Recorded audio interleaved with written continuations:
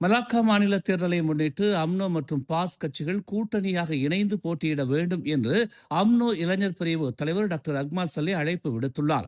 அண்மையில் ஒரு போட்காஸ்ட் நிகழ்ச்சியில் பேசிய மெர்லிமாவ் சட்டமன்ற உறுப்பினருமான அவர், மலாய் அரசியல் பிளவு பெரும்பான்மை பகுதிகளிலும் அவர்களின் செல்வாக்கை பலவீனப்படுத்தியுள்ளது. மலாய் ஒற்றுமையை விரும்பினால் இப்போதே தொடங்க வேண்டும் என்று அவர் குறிப்பிட்டுள்ளார். பேசுவது மட்டும் போதாது, மலாக்காவில் அதை நிரூபிக்க வேண்டும் என்று தெரிவித்துள்ளார். கடந்த மலாக்கா மாநில தேர்தலில் பாஸ் கட்சி எந்த இடத்தையும் வெல்லாத போதிலும் சில தொகுதிகளில் அம்னோ இடம் விட்டுக் கொடுத்தாலும் பரவாயில்லை என்றும் அவர் தெரிவித்தார். நகர்ப்புறங்களை தவிர கிராமப்புற மற்றும் அரை கிராமப்புற பகுதிகளில் மலாய்க்காரர்கள் அரசியல் பிளவை குறித்து அதிகம் கவலைப்படுகின்றனர் என்றும் அக்மால் தெரிவித்தார். அம்னோ இழந்த வாக்குகள் பக்கத்தன் ஹரப்பானுக்கு அல்ல, பாஸ் மற்றும் பெரிகாத்தான் நேஷனலுக்கே சென்றுள்ளதாகவும் அவர் குறிப்பிட்டார்.